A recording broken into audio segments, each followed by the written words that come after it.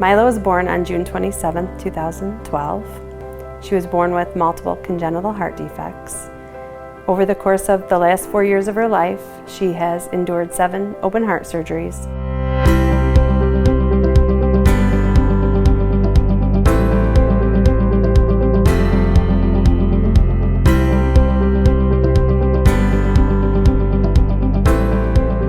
Myla was diagnosed with her congenital heart defects when I was pregnant.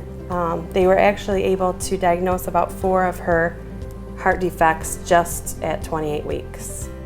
As soon as Myla was born, they took her. I went with and watched until they got her stable, got everything going, got her all the medicine that she needed. At 2 weeks old, she had her very first open heart surgery. Yeah, the goal of the first surgery was that they shunted off her aorta to get her oxygenated blood and just basically to get her bigger so they could do the more advanced surgeries.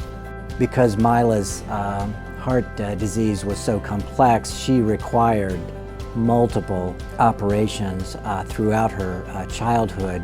Each operation in and of itself had been successful in that it allowed her to grow and develop and get to sort of the next stage. She had an MRI done to print out a 3D heart model. This 3D model helped diagnose one of Myla's rare heart defects. The anatomy in the operating room was, of course, exactly what I was anticipating to see. So this whole 3D modeling study up front reduced the time that we had to stop her heart in order to correct the defect. We continued to see the cardiologist for ultrasounds. The muscle of her heart was squeezing adequately to circulate her blood. And then there were some questions to if her tricuspid valve was working properly. And right away the doctor said, you know, we're going to have to replace this valve. We want Myla to have a good, successful future, and we're going to need to replace it. That was really scary for Jeff and I because she'd had so many open heart surgeries, and we feel like we had tempted fate so many times that can she withstand one more? So that is when we discussed amongst ourselves about what would be the best option for her in terms of replacing her tricuspid valve. So there are 2 options right now. One is doing a surgical replacement, and the other is doing a replacement using the Myla valve, which is a transcatheter pulmonary valve, to place it in the tricuspid position. That was very exciting for us to think that it might be a possibility that she could give Myla one of these valves, but we knew also that Myla was very small.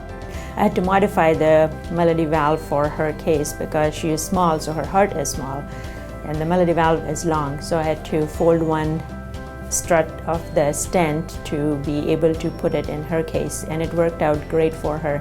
She not only put it in a 4-year-old, but put it in a totally different space than it was meant for.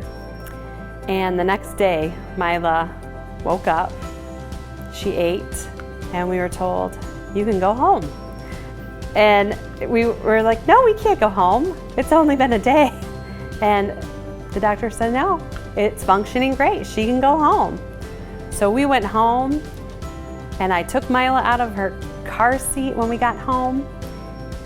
And she looked at me and she said, Mom, I can breathe.